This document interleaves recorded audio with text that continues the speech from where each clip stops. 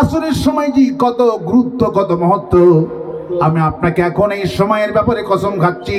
আল্লাহ পাক আলিফ এবং লামের আগে একটা ওয়াও বসিয়েছেন, এটা হলো ওয়ায়ে কাসমিয়া। আল্লাহ পাক কোরআনে কারিমে 19টি জায়গায় কসম খেয়েছে। আমার ভাইয়েরা, আল্লাহ পাক এখানে কসম খেয়ে বলছেন, ওয়াল আসরি ইন্নাল ইনসানা লাফি খুসর, নিশ্চয় সকল মানুষের জীবন বিফল, জীবন ক্ষতিগ্রস্ত। প্রত্যেকটি মানুষের জীবন বিফল, জীবন ক্ষতিগ্রস্ত। ওদের জীবনটা বিফল হবে না, ওদের জীবনটা সফল হবে। ওরা কারা? ইল্লাল্লাযীনা আমানু, এক নম্বর ঈমান যারা আনবে, ওয়া আমিলুস সলিহাতি, যারা আমলে সালেহ করবে, অথবা সাওবিল হকি, হকের দাওয়াত দিতে যাবে। হকের দাওয়াত দিতে গেলে বিপদ আসবে, মার আসবে। ঈমান আনতে গেলেও মার আসবে, বিপদ আসবে। আল্লাহ পাক সেই জন্যই বলছেন মার আসবে। ঈমান আনলে, হকের দাওয়াত দিতে গেলে মার আসবে। আমলে সালেহ করতে গেলেও, শিরিক মুক্ত আমল করতে গেলেও মার আসবে, বিপদ তোমাদের আসবে। এই জন্য শেষে বলছেন ওয়াতাওয়াসাউ বিল হক্কি ওয়াতাওয়াসাউ বিস সাবর, তোমাদের জন্য শেষ কোয়ালিটি হলো সবর যারা ইখতিয়ার করবে, আমি রব্বুল আমিন তাদেরকে জান্নাতে দাখিল করায় দিব। নম্বর 1 হলো ঈমান। ঈমান যদি না থাকে একটারও দাম নাই। ঈমান হলো মূল, ঈমান হলো এক যদি না থাকে, আপনি গোটা লোহাগাড়া সাতকানিয়া মিলে চিটাগাং পর্যন্ত সৈন্য লেখেন, সৈন্যর কোনো দাম হবে? সৈন্যর কোনো মর্যাদা নাই, সৈন্যর কোনো দাম নাই। দাম হলো একের পিঠে সৈন্য লাগালেন, একের দাম বাড়তে থাকবে। যত সৈন্য তত মর্যাদা বৃদ্ধি হতে থাকবে। সৈন্যর কোনো দাম নাই, এক ছাড়া সৈন্যর কোনো মূল্য নাই। সেই জন্য আল্লাহ পাক বলছেন ইল্লাল্লাযীনা আমানু, প্রত্যেকটি মানুষের জীবন বিফল, জীবন ক্ষতিগ্রস্ত। ওরা ক্ষতিগ্রস্ত হবে না যারা ঈমান আনছে। এখন সমস্ত নবীরা এই জন্য প্রথমে এসে ঈমানের দাওয়াত দিয়েছেন। আমরা আজকে ঈমানের দাওয়াত দিচ্ছি। আমাদের কোরআনের পাকে শহীদ আল্লামা সাঈদী রাহমাতুল্লাহ আলাইহি 50টি বছর ধরে এক আল্লাহর প্রতি ঈমান আনার জন্যই তিনি গোটা জাতিকে আহ্বান করলেন। তার দাওয়াত শুনে ঈমান এনেছে এমন সংখ্যা 2000-এর উপরে। কোন সুবহানাল্লাহ। ঈমানের দাওয়াত দিতে হচ্ছে গোটা জাতিকে। সমস্ত নবীরা ঈমানের দাওয়াত দিয়েছেন। ইয়া কওমি ইবুদুল্লাহা মা লাকুম মিন ইলাহিন গায়রু, হে আমার জাতি এসো এক আল্লাহর গোলামি করি।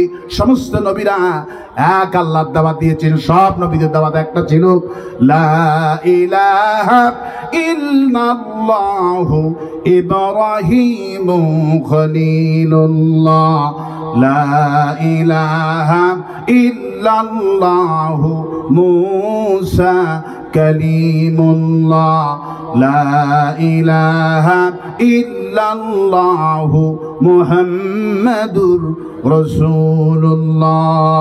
সমস্ত নবীরা এক আল্লাহর দাওয়াত দিয়েছেন। ঈমানের দাওয়াত কোথায় দিবেন, কিভাবে দিবেন, এই জন্য আল্লাহ পাক ঠিক ট্রেনিংটা শিখাচ্ছেন। মুসা ইসলামকে বলছেন ইজহাবা ইলা ফিরআউনা ইন্নাহু তাগা, হে মুসা এই ঈমানের দাওয়াতটা প্রথমেই তুমি কোনো ফকিরকে দিও না, গরিব লোককে দিও না। ঈমানের দাওয়াতটা নিয়ে যাও ফিরআউনের পার্লামেন্টে। কারণ পার্লামেন্ট সদস্য যারা আছে 990 জন পার্লামেন্ট সদস্য, এরা সবাই তাগুত হয়ে গেছে। ফিরআউন শুদ্ধ সবাই তাগুত হয়ে গেছে। রাষ্ট্রীয় ক্ষমতা যাদের কাছে থাকে এদেরকেই তাগুত বলা হয়। রাষ্ট্রীয় ক্ষমতা ছাড়া তাগুতি শক্তি অর্জন করা যায় না। এই জন্য আল্লাহ পাক ঈমানের প্রথম দাওয়াতটাই টার্গেট করলেন ফিরআউনের পার্লামেন্টকে। এখন আল্লাহ পাক যেহেতু বলছেন ঈমানের দাওয়াত, কালিমার দাওয়াত প্রথমেই নিয়ে যাও, ইজহাবা ইলা ফিরআউন, ফিরআউনের পার্লামেন্টে দৌড় মারো। মুসা আলাইহিস সালাম 1 সেকেন্ড দেরি করলেন না, ফিরআউনের পার্লামেন্টে রওনা করলেন। গোয়েন্দা বাহিনী রিপোর্ট করলো ফেরাউনের দরবারে মুসা আসতেছে। ফেরাউন গোয়েন্দা বাহিনীর তথ্য অনুযায়ী আগের থেকেই তিনি মুসাকে ভয় করতেন, দারুণ ভাবে ভয় করতেন। এই জন্যে ফেরাউন পার্লামেন্ট থেকে নিয়ে বাহির পর্যন্ত 90টি নিরাপত্তার জন্য গেট বানিয়েছে। ইবনে আব্বাস রাদিয়াল্লাহু তাআলা আনহু বললেন, ফেরাউন ভয়ের চোটে নিরাপত্তার চাদরে 90টি গেট বানালো। একজন মন্ত্রী বলছেন, আচ্ছা তুমি এতগুলি দরজা বানাচ্ছ কেন? একটা মানুষের ভয়ে এতগুলি দরজা বানাচ্ছ, কারণ কি? ফেরাউন বলল, কারণ হলো এই মুসা আলাইহিস সালামের বয়স যখন 2.5 দিন ছিল, আমার স্ত্রী আসিয়া তারে কোলে করে নিল, আদর করলো। আমি যখন তার আদর করতে গেলাম, আমি যখন তারে কোলে নিলাম, 2.5 দিনের মুসা আলাইহিস সালাম আমার গালে একটা থাপ্পড় মেরে দিল। আমার 2.5 ঘন্টা কোনো হচ্ছিল না। এখন নবীটাও বড় হয়েছে, হাতও বড় হয়েছে, এখন শক্তি কমছে না বাড়ছে? শক্তি কমছে না বাড়ছে? ফেরাউন বলল পার্লামেন্ট সদস্যদেরকে, 2.5 দিনের বয়সের মুসা যদি আমাকে একটা থাপ্পড় মারলো, 2.5 ঘন্টা হুঁশ যদি না থাকে, এখন তো মুসা বড় হয়েছে, আমার কাছে তো মনে হয় এই লোহার দরজা তার কাছে কোনো ব্যাপার নয়। এই জন্য তার ভয়ে আমি নিরাপত্তার জন্য 90টি দরজা বানিয়েছি। মুসা আলাইহিস সালাম দরজার কাছে এসে বসে থাকলেন। পুলিশ দিয়ে প্রত্যেকটি দরজাগুলি বন্ধ করা হয়েছে। আল্লাহ পাক বলে, মুসা ভয় পেও না, তুমি ঢুকে যাও। বলে, হায় আল্লাহ কিভাবে ঢুকবো? লোহার দরজা, পুলিশ পাহারা। আল্লাহ পাক বলে, মুসা রে ভয় পেও না। ওয়ামা তিলকা বিয়ামিনিকা ইয়া মুসা, মুসা ভয় পেও না, তোমার যে লাঠি আছে, লাঠিটুকুন দিয়ে আঘাত করো। মুসা আলাইহিস সালাম লাঠি দিয়ে আঘাত করলেন।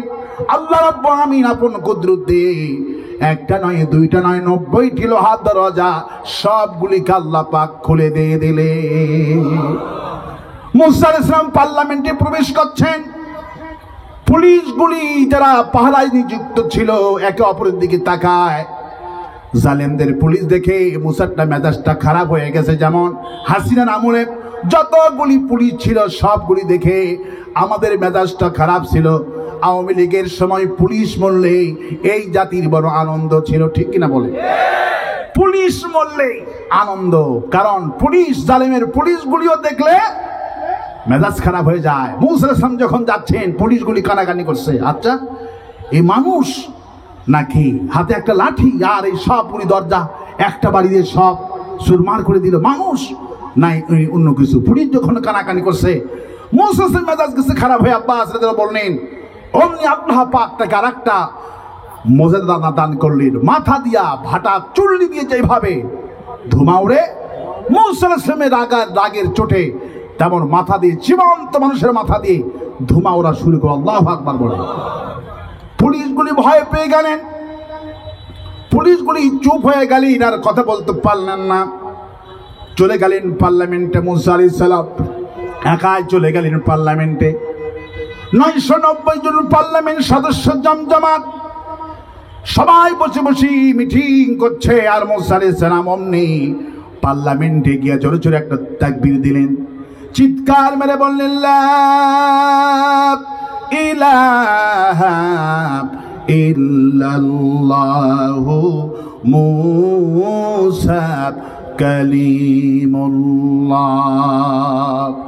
সমস্ত পার্লামেন্ট সদস্য মুসা আলাইহিস সালামের এই স্লোগান শুনে, এই কালেমার, বিপ্লবী কালেমার আওয়াজ শুনে সবাই কান খাড়া করেছে, মুসার দিকে তাকাইছে। ফেরাউন ভয় পেয়ে গেছেন।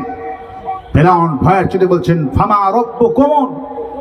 ফেরাউন বলছেন, তুমি কে? ফামার রব্বুকুমুল আলা, তোমার রবকে?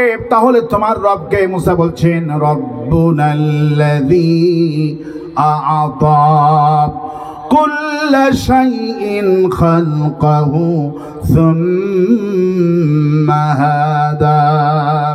আমার রব হলো তিনি, যিনি সবগুলি বানিয়েছেন, সবগুলি সৃষ্টি করেছেন, আকার আকৃতি মায়ের পেটে সৃষ্টি করেছেন, তোমাকে সৃষ্টি করে আমাকে সৃষ্টি করেছেন। রব হলেন তিনি। ফেরাউন তো পাগলের মতো হয়ে গেল। ফেরাউন বলে, বুঝতে পেরেছি এইগুলি মানুষ না, এই হলো বড় জাদুঘর। ফিরআউন বলছেন, আচ্ছা তুমি যদি নবী হও তোমার কাছে মুজিজা কি বলো? আল্লাহ পাক সঙ্গে সঙ্গে বলে, মুসা রে তোমার মুজিজা দেখতে চাই ও আমার। তিলকা বিয়ামিনিকা ইয়া মুসা। মুসা লাঠি ফেলে দিলেন। 990 জন পার্লামেন্টের সামনে লাঠিটা ফেলাইয়া দিলেন। যখন ফেলে দিলেন, হিয়া হাইয়াতুন তাসা, অমনি 50 গজ লম্বা সাপ হয়ে গেল। আল্লাহ পাক বলছেন, আমি এইভাবে করে ইমানের দাওয়াত প্রত্যেকই নবীকে দান করেছি। সমস্ত নবীরা ইমানের দাওয়াত দিয়েছেন।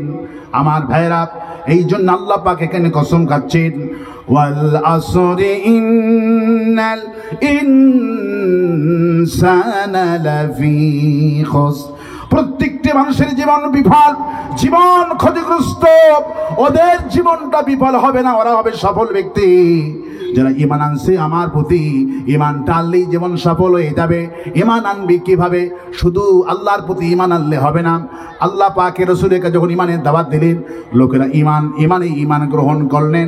মক্কার লোকেরা বললেন, লা ইলাহা ইল্লাল্লাহ। জোরে বলেন, লা ইলাহা লা ইলাহা ইল্লাল্লাহু মুহাম্মাদুর রাসূলুল্লাহ। নবী